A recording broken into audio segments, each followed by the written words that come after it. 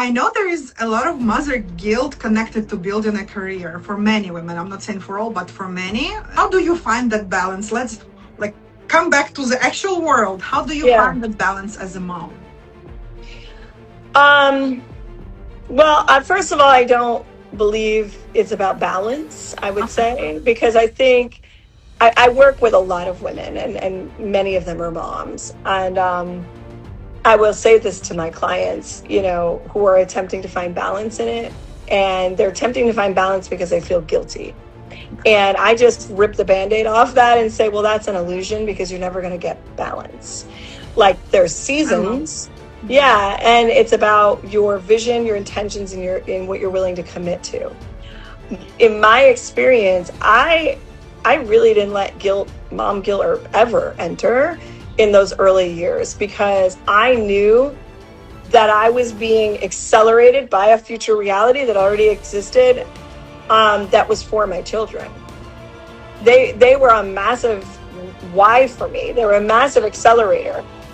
That version of me that had all that anxiety, that worried about what would other people think.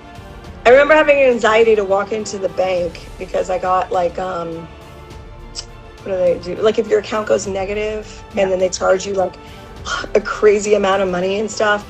And the shame I felt to go into the bank and have a conversation to just ask them to remove those fees that added up like $400, which was an atrocious amount of money for me at that time. I mean, obviously didn't have it. Otherwise, like my account wouldn't be negative. What I would say to her again is let it all go. Like just let it go and trust that God's got you. God's got you. And that it's all going to work out. Like keep following your heart and the signs and trust that you are being led to a higher reality, but also that your prayers work. Okay. Yay! Hello, hello. Hi, Corrina. I'm so happy to see you finally. It's a spoiler. It's actually the first time me and Corrina are gonna have the conversation. So I've been following you for a little bit. I've seen you on webinars with Regan live, but so it's a spoiler. It's actually first time we're talking, guys. So it's all live. Nothing is pre-recorded, nothing pre-planned. Let's just the flow do its job, right? Okay. Let's just let it go through us. So it's amazing. Corrina, I want you to introduce yourself. I think it's the best that you Okay, do it yourself. sure. Yeah. Yeah. Yeah, well, first of all, thank you so much, Anna. It was so great to get your invitation, and I'm so happy to dive into everything we're going to talk about today.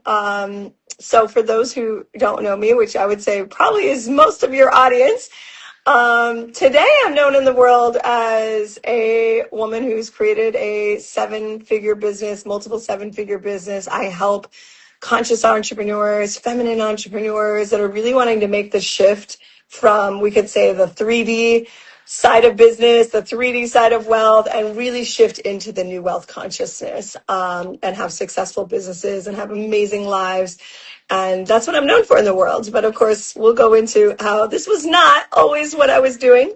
My story is deep, as most people have a lot of incredible stories. But for me, yeah, I began this work kind of like in the invisible, we'll say, very much struggling from food stamps to, just a lot of struggles financially. And I made a commitment many years ago, almost, now we're going back, God, I lose track of time, nearly 2 decades ago, that I was going to completely transform my reality. And one decision at a time I did. And today, I can tell the story and, teach from this wisdom. So yeah, I'll just leave it at that.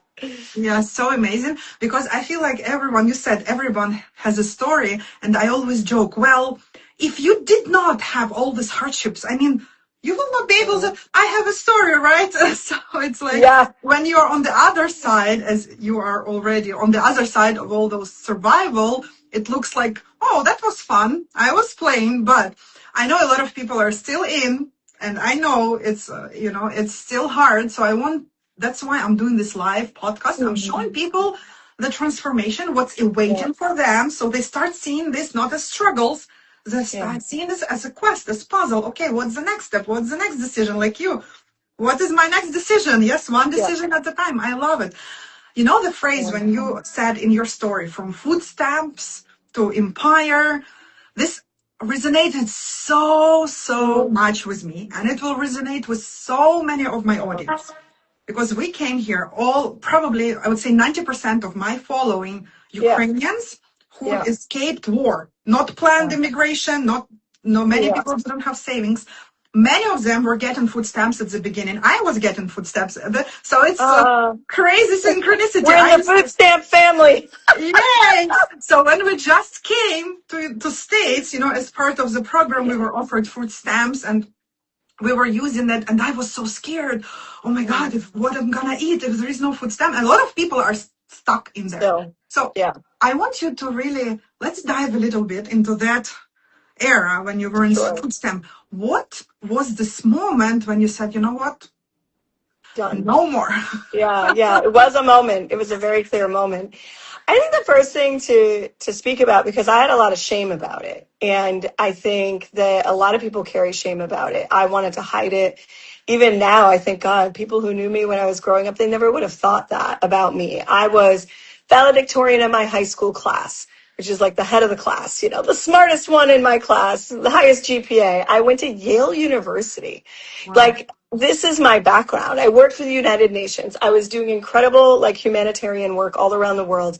Never made a lot of money in that career because it's focused on people, and you don't make a lot of money doing that, apparently, except we're changing that. But anyway, so I was always focused on heart-centered service, but not in poverty, not in, I wasn't there. So what happened was I was laid off from my job, from my career, and I started to have a spiritual awakening. And that was in 2007. And I didn't know about this world of like cosmic consciousness and awakening, ascension, the new earth. Like, this is 2007. I mean, I was doing yoga classes at my Gold's gym. Like, that's it. There was no big, like, and I had no religious background either. So I'm kind of unique in that way. I wasn't brought up with a religion.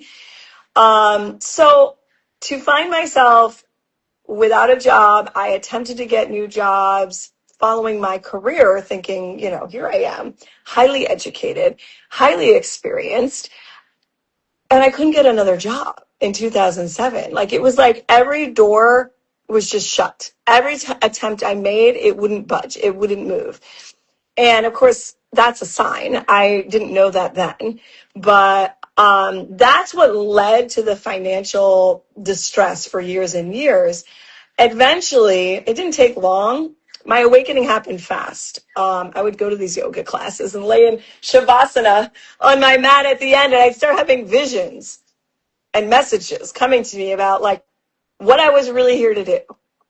And it sounded so far out there. I actually, in one of those yoga classes, I remember saying, like, what is my purpose? And literally a message said, you will make $1 million and then tell your story. And I was like, what? No joke. My consciousness, my wealth consciousness at that time was so poor that I thought the only way that's going to happen is I'm going to win the lottery. I literally was like, should I be buying lottery tickets? Like, I had no idea how in the heck that was going to happen. Sounded amazing, right? But anyway, so it took me a decade of a dark night of the soul, as we say it is, of coming into, first of all, stripping away my old self, the old, like, illusion of who I thought I was, in order to become who I really am and to remember. It was really a remembering process. I didn't know that then. I thought it was all just so revelatory. Like, what? I'm here for this purpose. I mean, I was shown I would have 2 kids. I would live on an island. I live in Puerto Rico now. Then I lived in Massachusetts. I live in Massachusetts. I live in You're from Massachusetts. Mass? Yes. Oh my God. Wow. We have so much in common.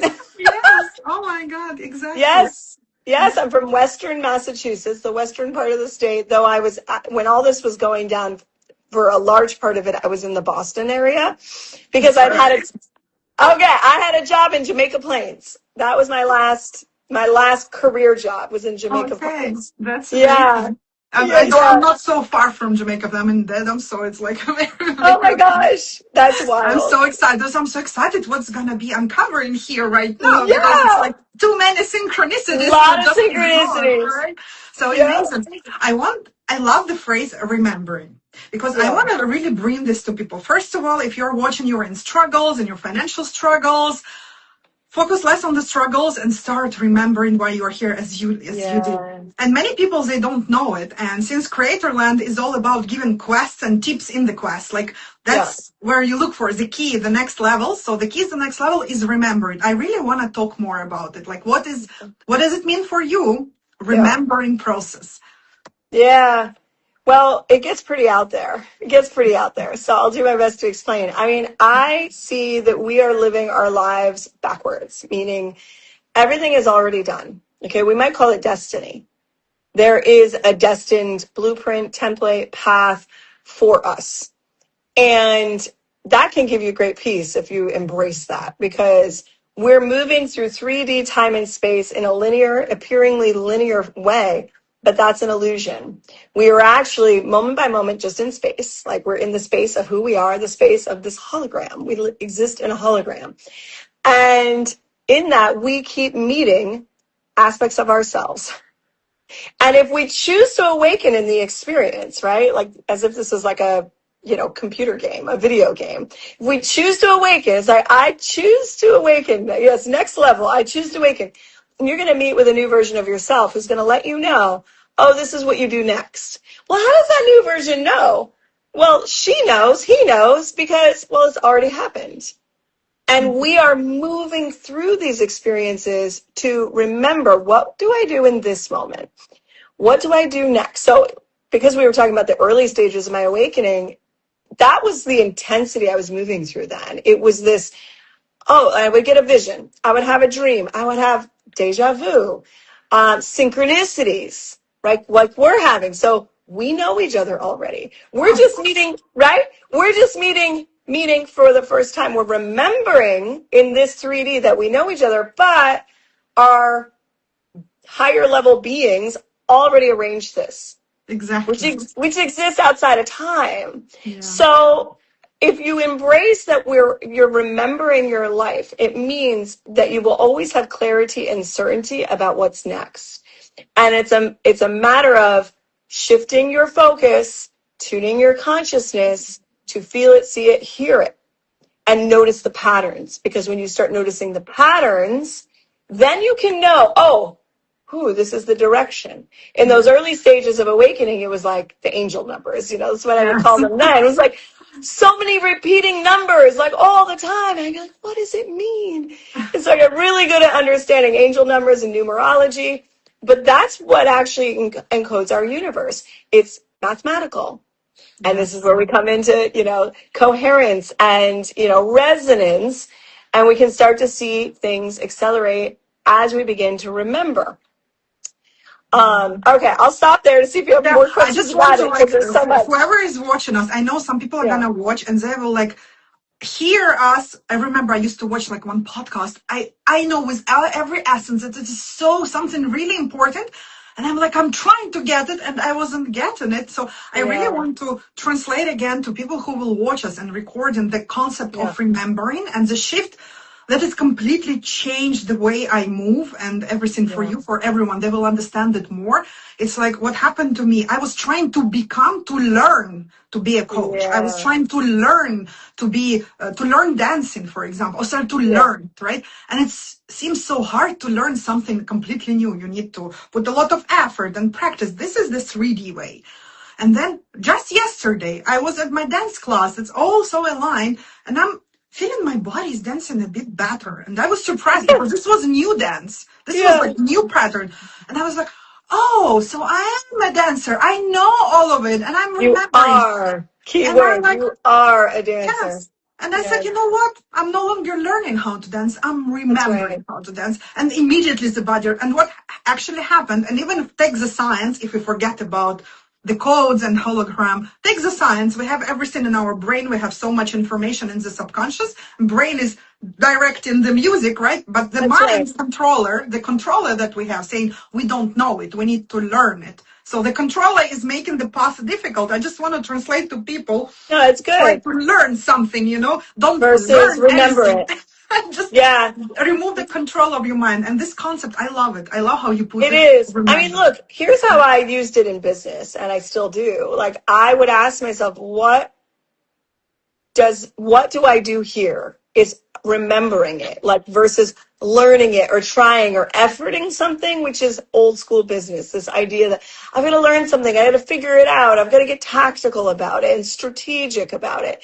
Those things exist, but you remember, this is how I create it from this moment, whether that's offers, programs, experiences you're creating for clients, your podcast, right? You remembered this into existence.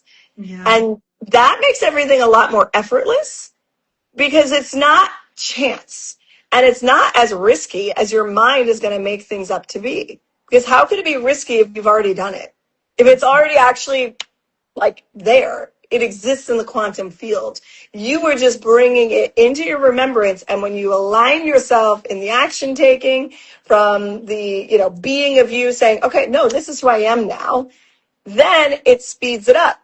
And that leads to basically instant manifestation. Absolutely. What speeds it? Like, I want to talk more about aligned action, and I want to really focus on business and wealth, because this is also what I'm called to explore about conscious entrepreneurs. So I want, for comparison, let's show people who may be still in this paradigm of earning, of hustling, show what it looks like. And you've been there, you tried, right? You knocked on the doors, strategies. What does it look like? So they recognize themselves. And then I want you to show them in your work, like what happens when people start to remember. Yeah. So usually what it looks like to be in the 3D consciousness of business building, it looks something like, you start with the actions first. You start with, what do I need to do? And maybe you're looking at other models, you're looking at other people and what they do. You're following templates, you're following, strategies again that you've learned. And you're trying to do a business. Okay, so it looks like that, like what we learned in school. I don't know how it was for you in the Ukraine when you were going to school there, but like here in America in school, everything was about doing. Like, it was like, it's not like we got into the energy of things before we figured stuff out. It was like, no, you're doing business. So it would look like, okay, I'm going to do a webinar. Oh, what would be a good name? Let me do some research and find good names for webinars in my topic.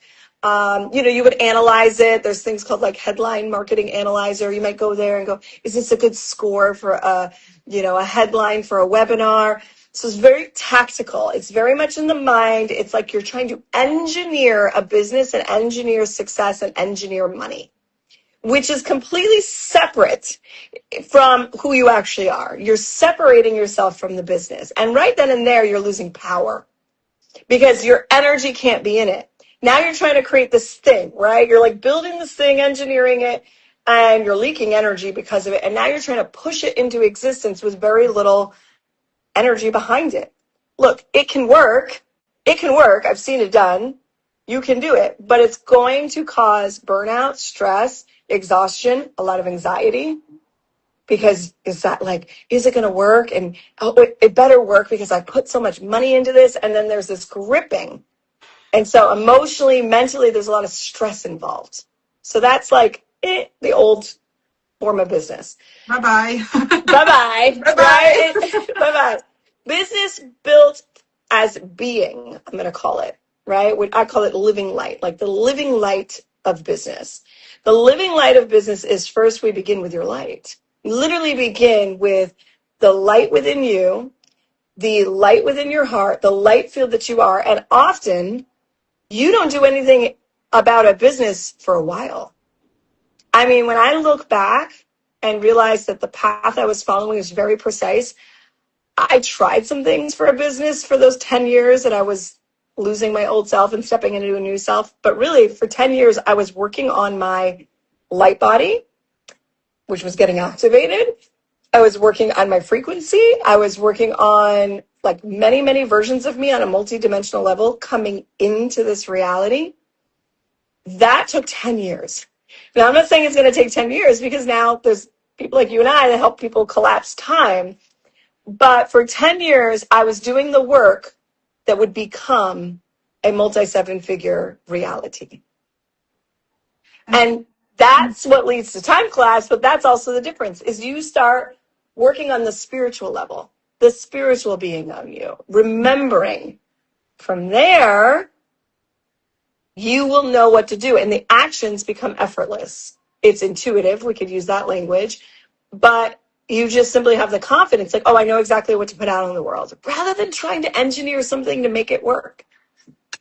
For many people, I know they're still at the beginning, middle, or whatever level of that path. It will resonate. Like, of course, you had these thoughts: am I failing? Am I doing something wrong? Because we're all human, right? It's all part of experience. So just share, if you don't mind, like those parts when you did not yet see the results. Like the gap when you know already your mission, this gap, and where you are currently, it's just like enormous gap. Yeah. Right. And for people who are at that stage, what would you say? What would be the keys in the quest?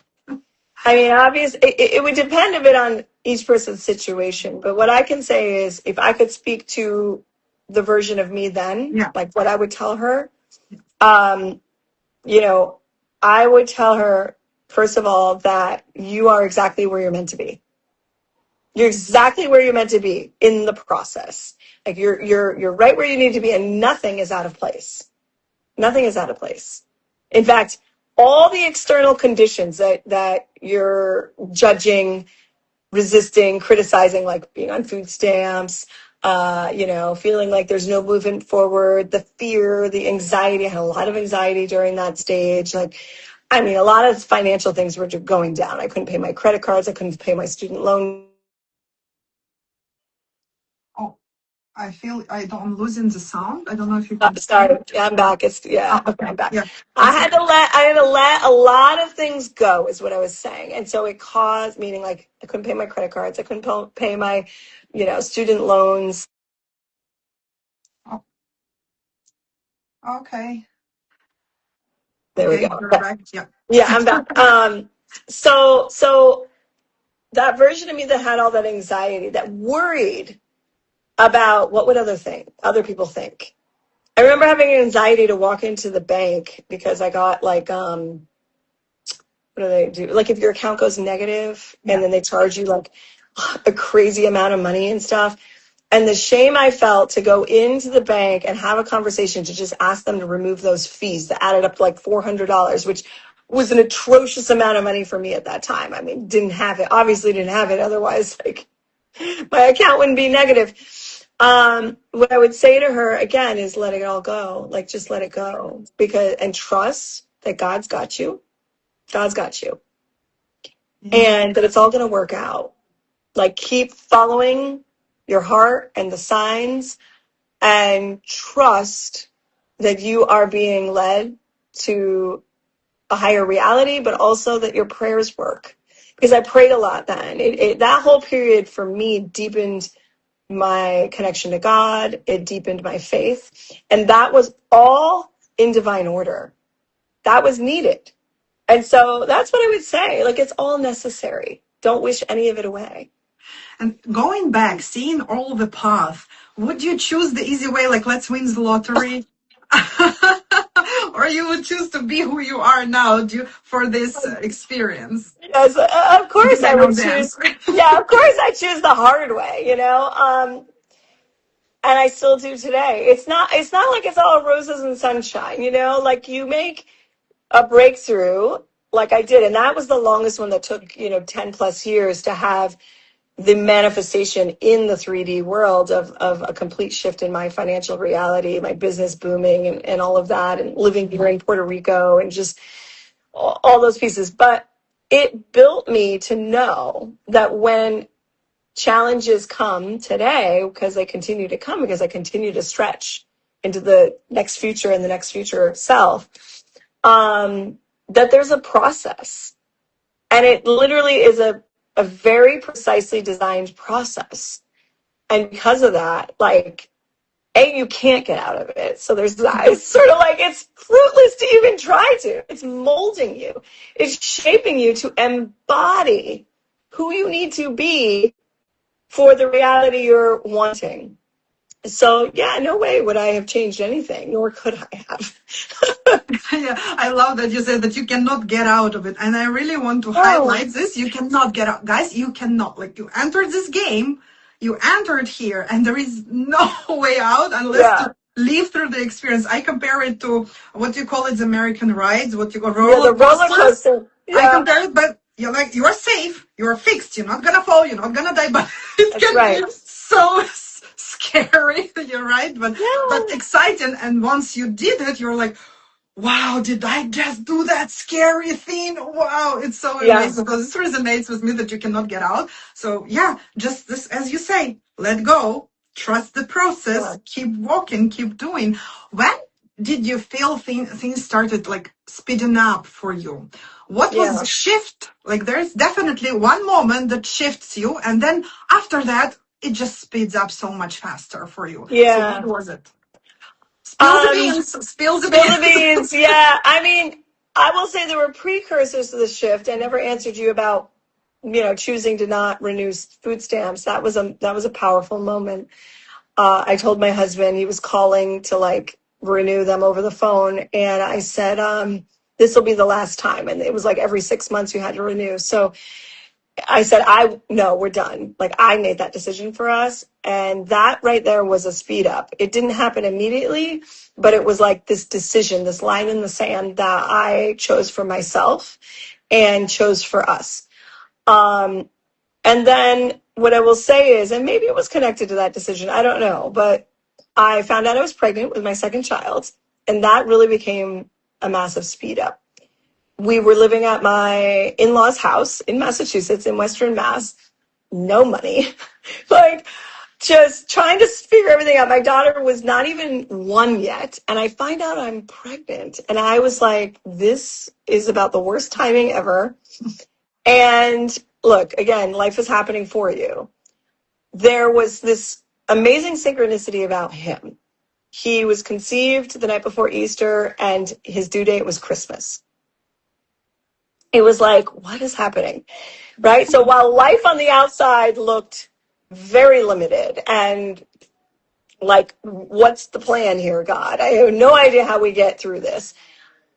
The internal invisible realm, we could say, was showing the synchronicities and showing this is all for you and part of a higher destiny. So when he came, I had a near-death experience. And it was that near-death experience that was the ultimate speed up for me. And without going into all of it, I mean, because it's a long story, you could say I essentially chose to step fully into my sovereignty through that experience. I had already been 10 years awakening. I had already been 10 years remembering my purpose, all my gifts activated, clairvoyance and, the architecture work I do, the code work I do, transmissions, activations, all of that had activated. And I had been doing it. Like, I had been working on people, just not making a lot of money doing it.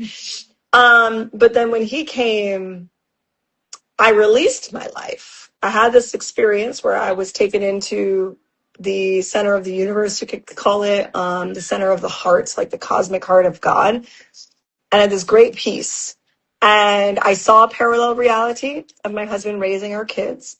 And I was able to accept it. I was in great peace. It was like the deepest surrender, the deepest release of controlling my life. And I think it was that energetic shift that when I did survive and I came out and was alive, that I was different. It was like that last piece of resistance, that last piece of like, I need to know now and I want to control it. And even though I didn't think I was being that way, I really didn't think. After 10 years on the spiritual journey, I thought, I get this. I get surrender. I know how to trust. Oh, yeah, I didn't fully. It was like, okay, do you know how to trust and surrender when we take away your ability to breathe, stay conscious? No, that's surrender. When your physical body goes into like death mode, right? That's real surrender. And so I encoded that. Essentially, I encoded like surrender to that edge of death. And then I came back and I was in so much peace. And I had a conversation with God and I said, okay, God, hands off. My hands are off. I've taken my hands off the steering wheel, sitting on them. I'm like sitting on them. And I just said, I'm a yes. Whatever you want from me, I'm a yes. I will say yes to every doorway that opens. And doorways started to open immediately within like weeks. It led me to my first business mentor who I never would have hired. A, I didn't have the money, like no money for it. And B, she just didn't seem like me. I was like, I've been like 10 years on a spiritual death portal journey into my new self. And then this woman who was like very California, like money, I was like, I don't relate to her. Like, I just couldn't relate, I was like coming out of a shamanic death. And there's like this happy blonde woman who's like, hey, I'm going to, help you become a millionaire. And I was like, okay. Very 3D, very in the material world. And I was like, And then I was reminded by God, remember, everyone is God. And I send you angels in many forms. Don't judge it. And I think a lot of people judge the way things are supposed to look, but I had made a commitment that I wouldn't. Within 8 months, I created $200,000. And within the first year, I created my first $1 million. So that's the way that went. That's a motivation to surrender, really surrender. Because if you don't, and you have to, your higher self's just going to orchestrate something that you will have no choice but to surrender. As like 100%. I trust divine timing, but universe, can I have an ETA, please? Yeah. It's like, yes, please. We don't get that. So I trust, but still, yeah, and it's also a part of human experience. Even this disability to trust that is actually blocking the manifestation. It was all needed and necessary at that time, and it's not you're not spiritual enough or you're not woke enough. And you mentioned something. I was so spiritual. I had this experience, and she was so blonde and all 3D, all about money. I want to dismantle this myth that there is some kind of spiritual and some kind of 3D and money. Yeah. So can we just please wrap it up? Because I feel like it's been already too boring, right? Too boring. Yeah, it is boring. I'm totally over that now, but I understand what you mean. This like polarity and separation between money and spirituality and the way like it looks to be spiritual or the way it looks to have money. Everyone is themselves if you own yourself and take, authority and embodiment of yourself. And I learned along the way, I resisted money, even though I wanted like a transformation in my reality. I didn't want to be struggling. I didn't want to be in poverty. I didn't want to be worried about groceries. But at that time, I was like, $5,000 a month would be sufficient, and that will more than cover what we need. That was all I was aiming for in the beginning. I wasn't aiming for like the millions. And there was resistance around that because I had judgment. I had judgment, like I told you, like about people with money. And I think she ended up being a perfect reflection for me because she was so extreme in the material side of it. So I needed that. I needed to break that judgment so that I could actually step into that frequency of material wealth. And, now the bottom line is like who you are is you're not going to be the same with more money, but you will amplify who you are with money because money is an amplifier of who we are, if that makes sense. Like it changes you because you change in order to embody a new level of income, but you still get more of who you are. So I wasn't going to become her. I was always going to be me embodied in wealth. And that's important. And more than ever, it's so important that people like you and I become that embodiment of wealth, become that embodiment of material abundance, because we are the forerunners, right? We are the forerunners of becoming the new consciousness of money, the new consciousness of business. And that is why we are being tapped to merge those polarities and really have it come into coherence and come into one. Yes, I love this concept that business, money, everything is just you. It's just an extension of who you are. And there is nothing more spiritual than living in a beautiful house as you Yeah, are, right? You're overlooking ocean, your dream yeah, home. Isn't that yeah. spiritual? Isn't that It the is. part of an experience? I feel it's so much more spiritual than forcing yourself into meditation because you Yeah, should. It's like, yeah. because they said that if you don't, I came to awakening in a completely weird way. I've never been in the spiritual world, never been to any retreats. It just like happened, Happens. it Yeah. just happened. And then I had Kundalini awakening. I didn't even know what was Wow. that. I didn't know that. Yeah. I was driving on the highway. I had to pull Wow. over and I started all shaking. I had no idea what's going on, but I was like, Wow. God, I know you're talking to me, whatever it is, like, okay, but I had Yeah. to pull over, literally pull over for like half hour. And then for about 6 or 7 months, I had no idea what happened because I was not into that world. I Yeah. didn't know. I was being a mom. I had a baby boy. I had a daughter. I had husband. I had home, blah, blah, blah. So, I mean, like spirituality comes in all shapes of forms, not That's only a right. specific way. I'm not saying that other experiences are wrong. No, but I'm saying there are so many and all of Ah. them are spiritual. Well, because we All are of them. all spiritual, Exactly. right? We I are mean, all. that's our nature. Whether we Yes. remember or not is a different story, but what connects us all is that we are spiritual energy, we're spiritual beings, we're spiritual consciousness, and this body and the human experience is fleeting, right? It's to be here and make waves in the 3D and transform this planet if we so choose to. Um, and yeah, I love Yes, that we whole do. perspective. And I want to talk. I know there are a lot of people who will watch this recording. My followers, they are mothers, and there's like, Yeah, well, I have dreams, but I have kids and so on. Like, you are a mom, also. You have yeah, two, right? Two kids. I have two yeah, kids. I mean, yeah, okay, what else? We'll discover the yeah, same. yeah, yeah.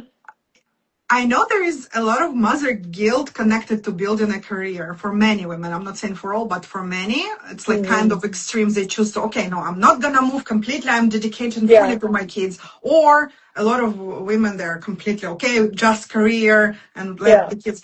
How do you find that balance? Let's like come back to the actual world. How do you Yeah. find that balance as a mom? Um, well, first of all, I don't believe it's about balance, I would Okay. say, because I think I work with a lot of women and many of them are moms. And I will say this to my clients, who are attempting to find balance in it. And they're attempting to find balance because they feel guilty. And I just rip the band-aid off that and say, well, that's an illusion because you're never going to get balance. Like there's I love. seasons. Yeah. Yeah. And it's about your vision, your intentions, and in what you're willing to commit to. In my experience, I really didn't let mom guilt or ever enter in those early years because I knew that I was being accelerated by a future reality that already existed, that was for my children. They were a massive why for me. They were a massive accelerator. And so if I was working a lot of hours, traveling for like in-person retreats and doing different things like that, particularly in the beginning, there was, I will say like that first 6 figures, multiple 6 figures, there's a in my experience, it takes a little more doing. It takes a little more efforting because you're learning and there's trial and error as you're like, okay, yeah, I got this sorted, you're remembering and it's a little clunky at first, but I knew I was doing it for my children. So I would really say to the women listening who are moms who feel some of that, it's like, A, what's your vision, right? You've got to have clarity on your vision. And then you've got to decide, are you all in on that vision? Because if you have back doors, meaning like willingness to let that vision go, the moment a child gets sick, the moment maybe I don't know, extended family needs you, or, just all these typical things that women, moms tend to fall into. If it's possible for that to become a reason that you slow down, you stop, or you pull yourself out, then your vision isn't sealed in for you. Mm-hmm. And that's really just a conversation within yourself of being committed to that, and why are you committed to it. Often for women, it is about your family and it's about your children, and then a greater legacy beyond that. And look, does today, like, I mean, it's summertime. My kids are home. They're a little older now. They're 10 and 12, but they still have mommy needs. And, you know, they can get loud in the house. Sometimes I don't have a door in my office. They come in and out. They know I'm doing this, for example. I'll say, Mom's on an interview. You can't come in right now. Do they listen to that all the time? No. I just let it be messy sometimes. I don't try to be perfect about it. I want to be really transparent and authentic about how things roll. And the other thing I will say is, because my vision was, this is not just some selfish thing I'm doing. Like, this is a vision I'm holding for the whole family, which is also about a legacy I'm creating for my children, and I'm role modeling for my children. How to live your dream and how not to just like be a passive agent in your life, not to just accept the default reality. So all those things. You know, my children are quite involved. Like, you know, we just went to Costa Rica. I led a mastermind there, and it was for my clients for a few days, but like, my whole family came. We traveled together, and then we went on vacation afterwards. And we've done that a lot. Like, my children have been to Australia, where I did a live event there for 2 days and a mastermind, and then we vacationed. We've done it all over the U.S. We've gone to France, Spain, and done it. It's like Portugal. My children at a very young age have gotten to see the world and to travel and see mom like show up, you know, show up in her greatness, show up in her light. And it doesn't mean sometimes, I mean, they do say things like, Mom, you're always working. Mom, you're always on your phone. I hear it. They don't have the full context of what I'm doing. You know, I'll be like, yeah, but I love what I do, right? But meanwhile, I have like budding entrepreneurs. My daughter wants me to get her website done this summer for her business that she's launching. My son always wants to know, like, he's a Capricorn, so he loves money. So he always asks me about, how much money did you make today, Mom? How much are you charging for that, right? So I'm very open, actually, with my children about the business and how it works and how it operates. And so that's a whole consciousness. That's a gift that you're giving it's so to your amazing. children. It's so amazing because a lot of people, I used to be this version of me who would like shrink and feel guilty if I spend time on my phone or like I did something bad. But then I realized I'm following my path. I'm embodying, going on my way to my better version of me. And no matter how much I'm going to talk to my children, be happy, follow your path, if I don't show them the example, and this is all generational trauma being passed on and on and on and on. 100%. You know, and how tricky is that? In order to break the patterns of generational trauma, you have to do the very thing that all of your body says that's wrong. Don't do. Not how it's to be. Don't do it. And it's so tricky how it's complete opposite. I call it Alice in the Wonderland. Like, go do the opposite thing. Go do the opposite thing. So for me, I dreamed to have children. I had miscarriages, IVF, ectopic pregnancies. I was like, you know, and when I got this daughter, I also wanted career, and I felt so guilty for years, like how you were dreaming for this baby and now you want career. And then when I stopped, I started doing actually, well, what's the hardest for me? To say that I want career, I want to travel, I want to do this. And things started shifting. So this amazing thing that you share, how you actually share your world with your children. I loved what you said, that you share with your kids the business, they travel with you, they see you, they see it. It's so amazing. No university, no school can teach that. How amazing! How amazing is that? It's a consciousness of unification, right? Unified consciousness versus separation. Often when women are working with me and they have this, it's because they're in all these separate identities. They're like, well, I'm mom, I'm entrepreneur, or I have a career, I'm wife, and everything is separate. And then they're trying to figure out like how to appease all those different worlds, which is in the old programming of like being perfect, people pleaser, like all that stuff. And if you just get rid of all of that and go, no, I am me, and I am all of these. I'm all of this. I'm mom, I'm wife, I'm entrepreneur, right? I am a woman. Like, if you allow yourself to be the full expression of who you are and then accept yourself for that and love yourself for that and that will then empower everyone around you, but it will also heal. It will heal that trauma and heal the separation of energy that has tracked so many women in previous generations. And then again, you're showing an example. I mean, my children, I can tell they don't have these hangups. They're like fully expressed. They fully, know who they are, know at any given moment what they want to create. I was nothing like that as a child. I was always looking for permission. I was always looking for approval. My kids don't do that at all. And I know that's the result of how I have role modeled and created an energy in our home. Yes, I get what you're saying, because when my daughter at 11 years old came to me and she told me, Mom, I need a therapist. My world crashed at that moment. My world crashed. Like I felt like I failed on all possible. It was like, oh my God. And then after I shook it off a little bit, I said, wait, hold on. She's 11 years old. Yeah. She's fully aware, because I wasn't awake all my motherhood, right? I was in 3D, so I had a lot of trauma going on, a lot of stuff. So she's at 11 years old, have enough confidence to tell me that, hey, I need a therapist. You traumatized me when I was 5, 6, and she's like safe in my environment. Why do I think that I failed? And I looked at this completely different way, like, which part of this is failing? This is actually huge self-awareness. And when she was able to tell me, like, no, you didn't respect my boundary when you said that. At 11 years old, I'm like, maybe I did something. It's very inconvenient.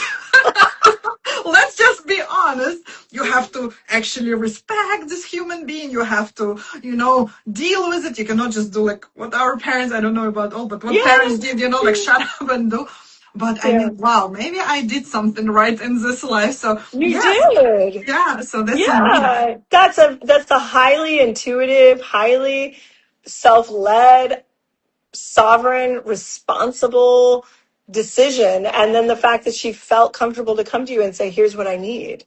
I mean, that's glorious. That is truly amazing. Yeah. I didn't see it that way at that specific moment, because it triggered all of me. But so that's amazing. I feel like the topic of being conscious mother, conscious entrepreneur, this is so... Everybody talks about just spiritual part, but nobody actually teaches how to integrate it, how I can be spiritual with my children, how I can be spiritual in my business. So can we just go back a little bit more to conscious business? Like, what is the most common thing people come to you with? I know you work with a lot of entrepreneurs. So what is like a common thing you notice and you help them shift? Yeah.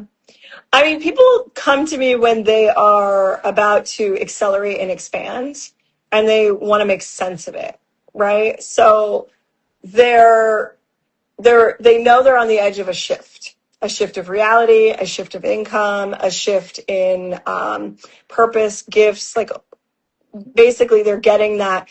Sometimes it feels like pressure. Sometimes it's just intuitive, but they come to me in those moments, typically. And then again, I will also say my clients tend to stay with me for years. Meaning my private clients, they have a track record of like 5, 6, 7 years is how long people work with me. So there's many evolutions that happen, but it's usually this, like, maybe it's their first waking up. Maybe they've created a 6-figure business, but they know, okay, no, like now I'm going to scale it to $1 million business and more. And they're aware enough to know that it's not just about hiring any business coach. It's going to come from embodiment. It's going to come from a new identity that needs to actually activate and embody into themselves. And that's a very energetic process. And then from there, we can build it. We can scale it. We can, architect out what the business expansion is. So that's, I'm unusual in that way, because you're going to get both, which you're getting that integration. I mean, in so many ways, I help people through the death portal. I don't know if that's super marketable, but that's kind of like been my pattern. I mean, it didn't set out to be that way, but it makes sense because it's been my own journey. But usually there's the death of some reality that is upon them, and they're like, oh my God, like, is this normal? How do I make sense of it? And of course, my own experience, I can be like, yeah, it's completely normal, and here's what you do. Here's how you look at it. Here's how you activate the new identity. Here's how you raise your wealth threshold to be able to embody another level of income. So, it's simple, and at the same time, it always depends on what each person is really destined for, I will say. Yes, Yeah. everybody have their own code. Yes, you call it Yes. blueprint, right? There is always like this code. And I saw on your Instagram, can you talk Yeah. about this experience that you said, it's my funeral of my old Oh, yeah. identity. Can you like share more? Sure. Because I know people, they don't really, when they talk about funeral and grieving process, they think that expansion looks like, oh, more money, more this, whatever. Like it's Right. all roses, but it's not. So No. can you just like share this, Yeah. what it really looks like, and why is the topic of funeral Yeah. is there? Well, first I will say, so I'm just back from Costa Rica, just 2 weeks back, and I led and facilitated my private client mastermind there. And it was the second night. The second night, I led a ceremony. And we were in the jungle of Costa Rica, and nighttime, we went into this ceremonial teepee with a fire. And I had everyone write letters to their old self and actually have their own funeral. So that's why this language is really with me right now. But everyone went around the circle, around the fire, and they didn't read their letter necessarily. Some read some words, but they gave a speech at their own funeral, which was Wow. like, okay, one of my clients, Franco, I love him. He was like, he was a good guy. He was a good guy, but he also wasn't, he was also scared. And he lived by fear, so like speaking into who was the old self, to honor and be grateful for the version of you that got you here, where you are now, but also being very intentional that that version of you is done. Because we can declare that anytime. It's not about waiting for that to happen. You literally can be like, okay, I'm complete with the version of me that compromised, the version of me that, didn't make the money I want to make, hasn't made the biggest impact that I want to make. And you can just like, all right, well, what were the standards of that part of me? What were the beliefs that that part of me carried? And you can be like, that's complete. So I had everyone write the letter, say their funeral speech, and then put the old self into the fire. Wow. Yeah. And I did it too. I did it as well. And I can tell you, it's interesting how we're having this conversation and the seed of it, because what I let go in the fire was the version of me that had any sort of struggle. Any sort of struggle. And while I share this story over and over again about the food stamps to, where I am today and my new reality, making millions and birthing the billionaire empress and all of that, because I know it gives a lot of inspiration and hope to people. And I would have loved to hear a story like that when I was in those shoes. Yes. And I won't stop telling the story. But what I've released is that my next expansion has to come from any sort of suffering, any sort of struggle. And that's big, because I think we're pretty programmed as a humanity that there's always a struggle and that there's always suffering. Yes. And so when those words came out of my mouth, I was even surprised. I was like, wow, I'm releasing all struggle and suffering. Like, that's a powerful belief, and that's a powerful decision. To go into victim ever. I don't get to ever, because then I would be going back to the old self, right? Or this idea that it has to be hard to get to my next level of embodiment. So that's that's what inspired that message that you read. And I will say, as soon as I came home, there's a lot of waves that are happening for me, and some of them are personal. I won't fully get into them now just because I can't speak about some of them, and some, like, I haven't even talked to my children about it, but we have some family stuff going on, and it's super accelerated. And your prayers and your intentions are felt across the entire infinite verse, and that's how powerful we are. Absolutely. And all of my clients who were part of that ceremony are all experiencing it as well. And I should say the other piece is they also wrote letters, as did I, that were from the new self that we're remembering, and the future self. And what are her prayers? What are her intentions? What is she speaking into existence? And we place that into the fire as well. So many traditions will honor the passing of cycles, and sometimes we forget that. Again, we're spiritual beings, we're energetic. Honor the energy of who you've been, and honor the energy of who you're stepping into. And the more you make that sacred, and the more you intentionalize that and ceremonialize that, you will see a powerful acceleration happen in your life. Absolutely. It's so interesting. Like, I cannot stop in being amazed of all the synchronicities and how you share that I released this struggle way to expand, that it always needs some kind of like struggle. It's hard. Because I was recently thinking of something, how proud we are, to share. Let's say you come up on a stage and you are a speaker and you want to say how you went from being multimillionaire to multi-billionaire, right? For example. So when you're sharing a story and you just say, hey, you know what? It just went so smooth, fun, and easy. I was laughing my way through it. Which part of you is going to be like kind of, no, that's not struggling enough. That's not. And I want to introduce this new concept. How about expansion is fun? How about it's a game? It's humor. God has amazing sense of humor. Amazing. The way when we pray for something, like I was praying, God, help me lose weight. God, help me lose weight. It was so funny. And then my husband, I was suspecting he's cheating or something. He wasn't, but I started suspecting he's cheating. So guess how fast I lost weight? I was like, let me lose weight. And then I was, oh God, I know I like your jokes. I appreciate it. I mean, universe, God, spirit, our house self, they have amazing sense of humor. Amazing. And it's humor. God is in humor, not in struggle, actually. We are just so serious. One of part of phrases I have in Creatorland philosophy, it's not that serious. It's not. Even if it's like hurting, even if it's releasing, like smile through it, laugh through it. That's right. So it's so funny how you said that right now, like releasing, right?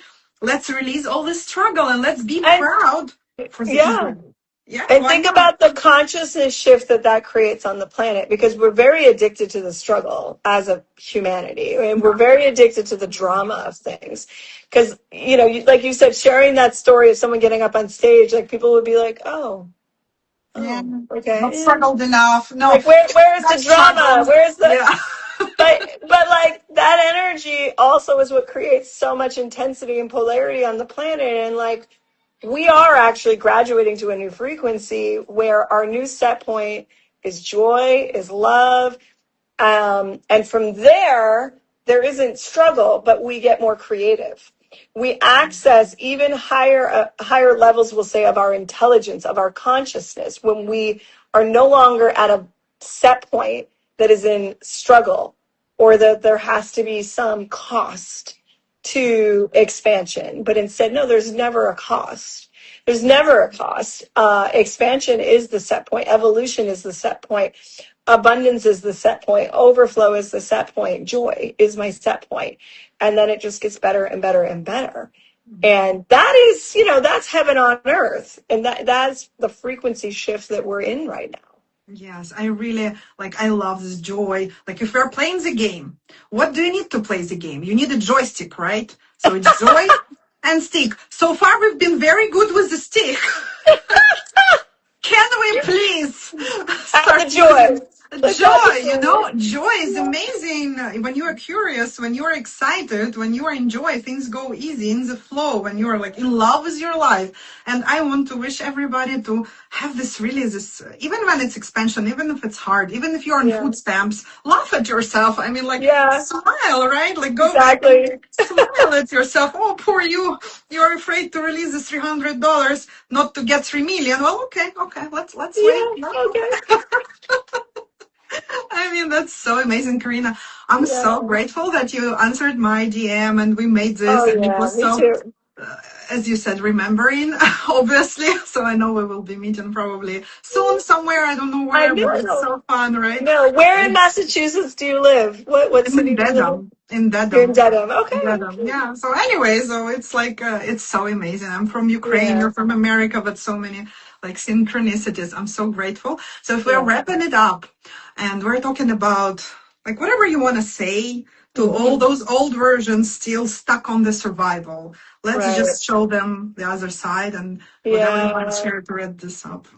Okay. Well, Survival's an illusion. It's an illusion. And I would say find the doorway through the illusion. Yeah.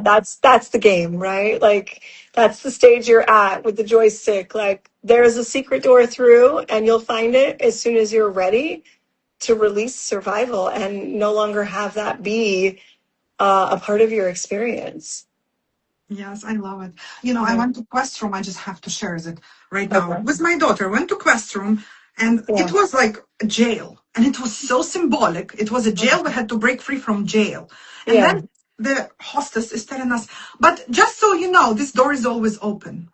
It was the moment when I was like, "Okay, I get it." So it's like, yeah, it's jail, and it looks so real, and all these But it's things, always but open. the door Yeah. is open. So let's wrap it up on the fact that the door is open. And I I encourage love that. everybody to follow Corrina, get introduced to her work, amazing things that you are doing. I'm also going to dive deeper to know because I've been following you not for so long time. I'm very happy that we met.